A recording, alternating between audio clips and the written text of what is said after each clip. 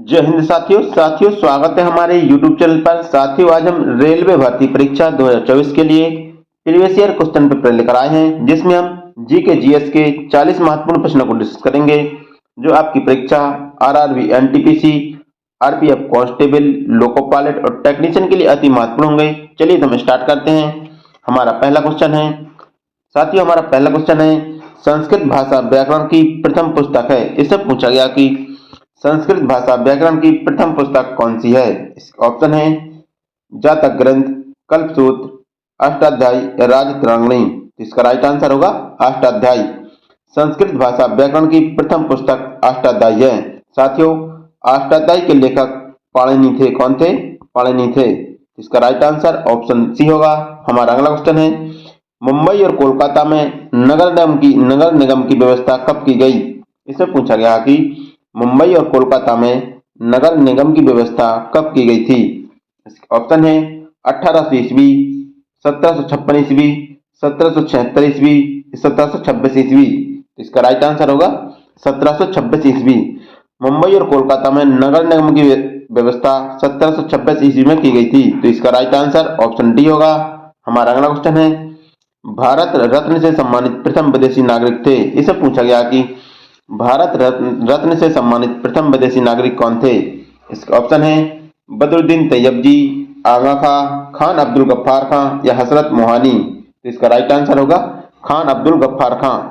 भारत रत्न से सम्मानित प्रथम विदेशी नागरिक खान अब्दुल गफ्फार खां थे। तो इसका राइट आंसर ऑप्शन सी होगा। हमारा अगला क्वेश्चन है, विश्व में सबसे बड़ा महाद्वीप कौन सा है। इससे पूछा गया कि विश्व का सबसे बड़ा महाद्वीप कौन सा है। इसका ऑप्शन है उत्तरी अमेरिका महाद्वीप, एशिया महाद्वीप, अफ्रीका महाद्वीप या ऑस्ट्रेलिया महाद्वीप। इसका राइट आंसर होगा एशिया महाद्वीप। विश्व का सबसे बड़ा महाद्वीप एशिया महाद्वीप है। इसका राइट आंसर ऑप्शन बी होगा। साथियों, सबसे छोटा महाद्वीप ऑस्ट्रेलिया महाद्वीप है। कौन सा?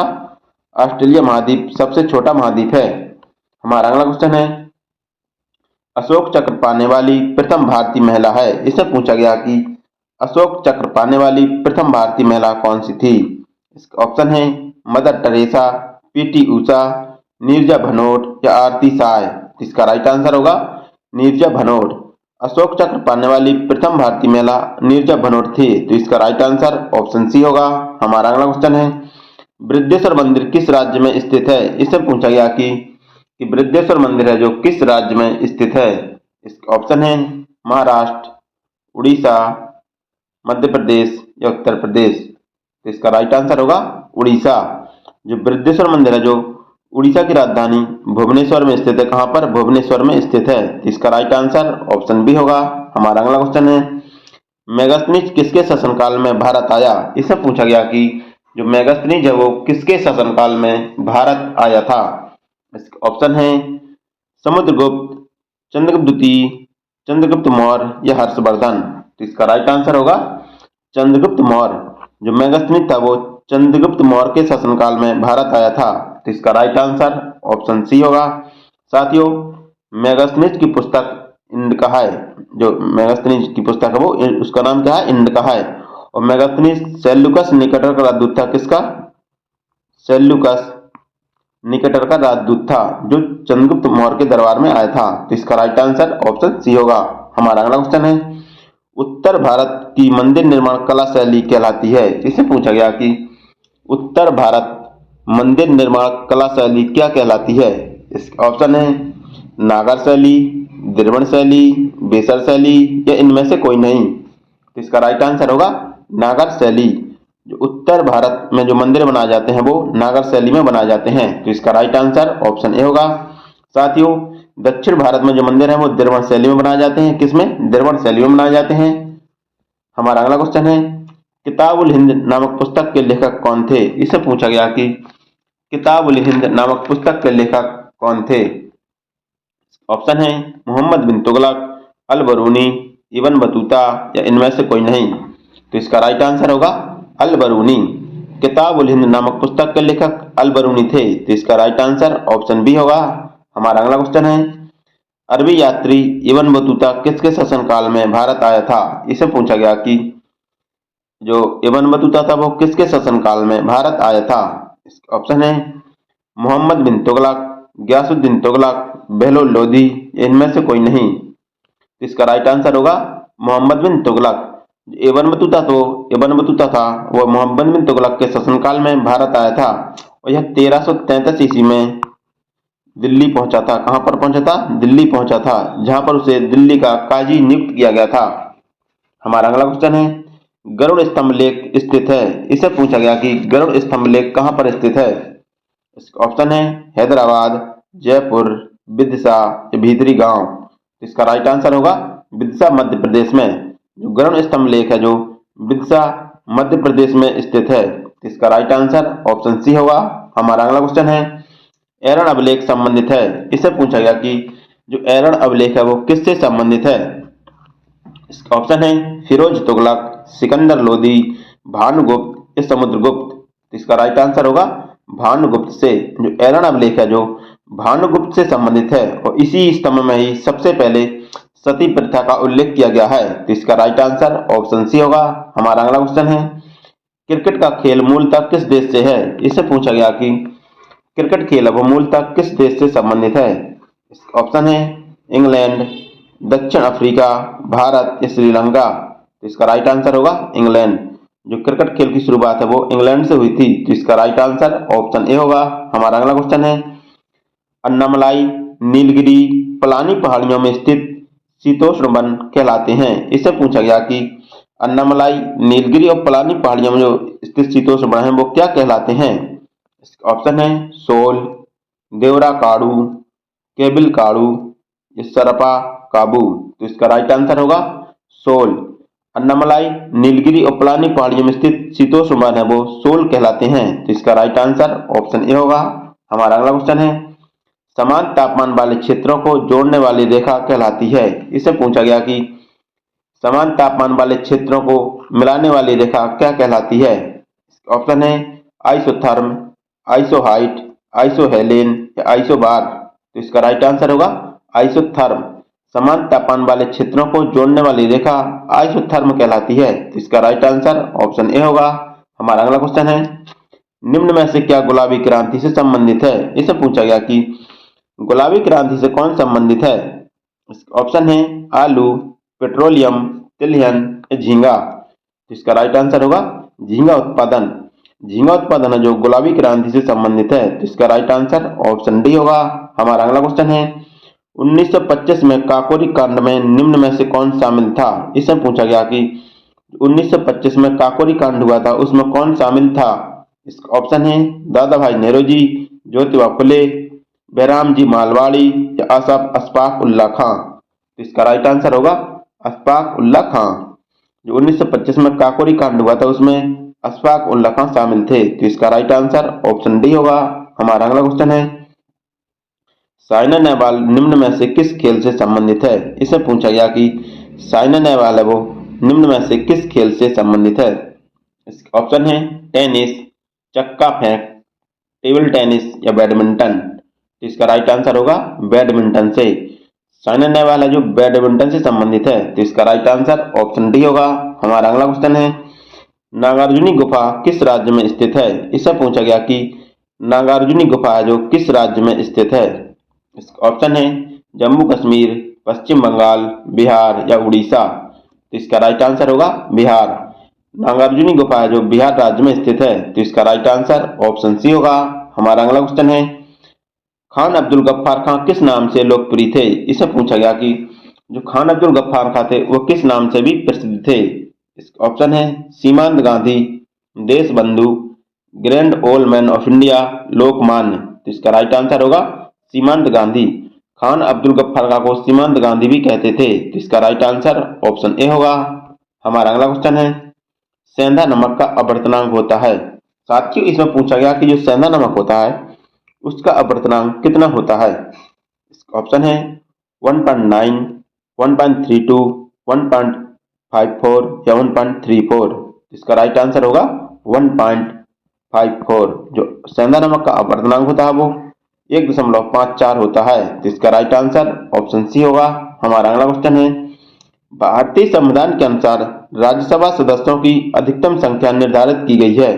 इससे पूछा गया कि भारतीय संविधान के अनुसार राज्यसभा में अधिकतम सदस्यों की संख्या कितनी निर्धारित की गई है?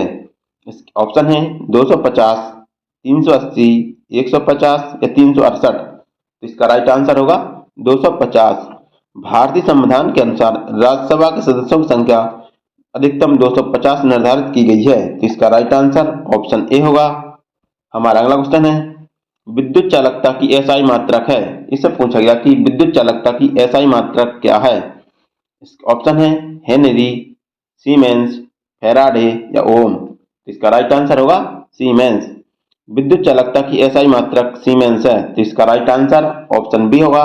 हमारा अगला क्वेश्चन है, जिसका जन्म दिवस भारत में राष्ट्रीय खेल दिवस के रूप में मनाया जाता है वह है। इससे पूछा गया कि किसका जन्म दिवस है जो भारत में राष्ट्रीय खेल दिवस के रूप में मनाया जाता है। ऑप्शन है ध्यानचंद, पीटी उषा, विजय हरारे या मिल्खा सिंह। तो इसका राइट आंसर होगा ध्यानचंद। ध्यानचंद का जन्मदिन है जो राष्ट्रीय खेल दिवस के रूप में मनाया जाता है। इसका राइट आंसर ऑप्शन ए होगा। साथियों, ध्यानचंद को हॉकी का जादूगर भी कहते हैं। क्या कहते हैं? हॉकी का जादूगर भी कहते हैं। हमारा अगला क्वेश्चन है, संविधान सभा में प्रारूप समिति का अध्यक्ष कौन था? इसे पूछा गया कि संविधान सभा में प्रारूप समिति का अध्यक्ष कौन थे। ऑप्शन है doctor Rajendra Prasad, doctor B R Ambedkar, Sardar Vallabh Bhai Patel, Pandit Jawaharlal Nehru. इसका राइट आंसर होगा डॉक्टर बी आर अम्बेडकर। संविधान सभा में प्रारूप समिति का अध्यक्ष डॉक्टर भीमराव अम्बेडकर थे। तो इसका राइट आंसर ऑप्शन बी होगा। हमारा अगला क्वेश्चन है, मौलिक कर्तव्य को भारतीय संविधान में लिया गया है। इससे पूछा गया कि मौलिक कर्तव्यों को भारतीय संविधान में कहां से लिया गया है। ऑप्शन है आयरलैंड, कनाडा, रूस या जापान। इसका राइट आंसर होगा रूस। मौलिक कर्तव्यों को भारतीय संविधान में रूस के संविधान से लिया गया है। इसका राइट आंसर ऑप्शन सी होगा। हमारा अगला क्वेश्चन है, आपात उपबंध भारतीय संविधान में लिए गए हैं। इससे पूछा गया कि जो आपात उपबंध की प्रक्रिया है जो भारतीय संविधान में कहां से ली गई है। ऑप्शन है आयरलैंड, कनाडा, जर्मनी या जापान। इसका राइट आंसर होगा जर्मनी। आपात उपबंध या आपातकाल की प्रक्रिया जो भारत में जर्मनी के संविधान से ली गई है। इसका राइट आंसर ऑप्शन सी होगा। हमारा अगला क्वेश्चन है, नीति निर्देशक सिद्धांत भारतीय संविधान में कहां से लिए गए हैं। इससे पूछा गया कि नीति निर्देशक सिद्धांत भारतीय संविधान में कहां से लिए गए हैं। ऑप्शन है आयरलैंड, कनाडा, जर्मनी या जापान। इसका राइट आंसर होगा आयरलैंड से। जो नीति निर्देशक सिद्धांत है जो भारतीय संविधान में आयरलैंड से लिए गए हैं। तो इसका राइट आंसर ऑप्शन ए होगा। हमारा अगला क्वेश्चन है, अवशिष्ट शक्तियों का प्रावधान भारतीय संविधान में कहां से लिया गया है। इससे पूछा गया कि अवशिष्ट शक्तियों का प्रावधान है जो भारतीय संविधान में कहां से लिया गया है। ऑप्शन है आयरलैंड, कनाडा, जर्मनी या जापान। इसका राइट आंसर होगा कनाडा। अवशिष्ट शक्तियां कनाडा के संविधान से ली गई हैं। तो इसका राइट आंसर ऑप्शन बी होगा। हमारा अगला क्वेश्चन है, आंध्र प्रदेश राज्य का गठन किस वर्ष किया गया था। इससे पूछा गया कि आंध्र प्रदेश राज्य का गठन किस वर्ष किया गया था। ऑप्शन है 1 अक्टूबर 1954, 1 अक्टूबर 1953, 1 अक्टूबर 1958 या 1 अक्टूबर 1956। इसका राइट आंसर होगा 1 अक्टूबर 1953। आंध्र प्रदेश राज्य का गठन 1 अक्टूबर 1953 में किया गया था। इसका राइट आंसर ऑप्शन बी होगा। साथियों, आंध्र प्रदेश भाषा के आधार पर गठित होने वाला पहला राज्य था। कौन सा पहला राज्य था। हमारा अगला क्वेश्चन है, अनुच्छेद 17 संबंधित है। इससे पूछा गया कि अनुच्छेद 17 किससे संबंधित है। ऑप्शन है विधि के समक्ष समानता, अस्पृश्यता का अंत, लोक नियोजन में अवसर की समानता या उपाधियों का अंत। इसका राइट आंसर होगा अस्पृश्यता का अंत। अनुच्छेद 17 जो अस्पृश्यता के अंत से संबंधित है। तो इसका राइट आंसर ऑप्शन बी होगा। हमारा अगला क्वेश्चन है, स्वतंत्रता का अधिकार भारतीय संविधान में वर्णित है। इससे पूछा गया कि स्वतंत्रता का अधिकार है जो भारतीय संविधान में किस अनुच्छेद में वर्णित है। ऑप्शन है अनुच्छेद 22, अनुच्छेद 21, अनुच्छेद 19, अनुच्छेद 20। तो इसका राइट आंसर होगा अनुच्छेद 19। जो स्वतंत्रता का अधिकार है वो संविधान के अनुच्छेद 19 में दिया गया है। तो इसका राइट आंसर ऑप्शन सी होगा। हमारा अगला क्वेश्चन है, ग्राम पंचायत का गठन किस अनुच्छेद के तहत किया गया। इससे पूछा गया है कि जो ग्राम पंचायत है उनका गठन किस अनुच्छेद के तहत किया गया है।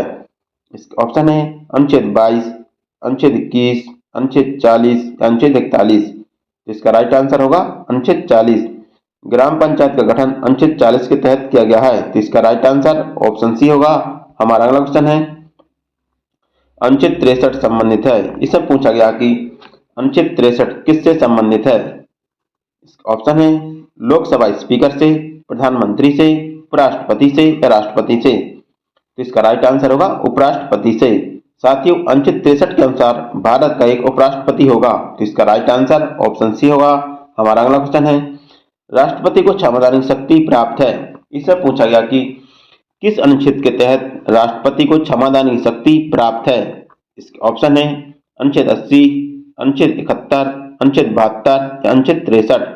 तो इसका राइट आंसर होगा अनुच्छेद 72। अनुच्छेद 72 के तहत राष्ट्रपति को क्षमादान की शक्ति प्राप्त है, तो इसका राइट आंसर ऑप्शन सी होगा। हमारा अगला क्वेश्चन है श्रीलंका की सबसे लंबी नदी है। इससे पूछा गया कि श्रीलंका की सबसे लंबी नदी कौन सी है। इसके ऑप्शन है दामोदर नदी, महाबेली गंगा नदी, मेकांग नदी या लूनी नदी। इसका राइट आंसर होगा महाबेली गंगा। महाबेली गंगा है जो श्रीलंका की सबसे लंबी नदी है, तो इसका राइट आंसर ऑप्शन बी होगा। हमारा अगला क्वेश्चन है इटली की गंगा किस नदी को कहते हैं। इसे पूछा गया कि इटली की गंगा किस नदी को कहते हैं। इसके ऑप्शन है दामोदर नदी, महाबेली नदी, पो नदी, सी नदी। इसका राइट आंसर होगा पो नदी को। पो नदी को इटली की गंगा कहते हैं, तो इसका राइट आंसर ऑप्शन सी होगा। हमारा अगला क्वेश्चन है आटाकामा मरुस्थल में निम्न का भंडार पाया जाता है। इसे पूछा गया कि जो आटाकामा मरुस्थल है उसमें किसका भंडार पाया जाता है। ऑप्शन है सोरा, मैग्नीशियम, नाइट्रेट या थोरियम। इसका राइट आंसर होगा नाइट्रेट। आटाकामा मरुस्थल में नाइट्रेट का भंडार पाया जाता है, जिसके कारण वहां पर वर्षा बहुत कम होती है, तो इसका राइट आंसर ऑप्शन सी होगा। हमारा अगला क्वेश्चन है तुजु दर्रा कहाँ है। इसमें पूछा गया कि तुजु दर्रा कहाँ पर स्थित है। ऑप्शन है अरुणाचल प्रदेश, जम्मू कश्मीर, सिक्किम या मणिपुर। इसका राइट आंसर होगा मणिपुर। तुजु दर्रा जो मणिपुर राज्य में स्थित है, तो इसका राइट आंसर ऑप्शन डी होगा। हमारा अगला क्वेश्चन है सिपिकला दर्रा कहाँ पर है। इससे पूछा गया कि सिपिकला दर्रा है वो किस राज्य में है। ऑप्शन है अरुणाचल प्रदेश, जम्मू कश्मीर, हिमाचल प्रदेश या मणिपुर। इसका राइट आंसर होगा हिमाचल प्रदेश। सिपिकला दर्रा जो हिमाचल प्रदेश में स्थित है, तो इसका राइट आंसर ऑप्शन सी होगा।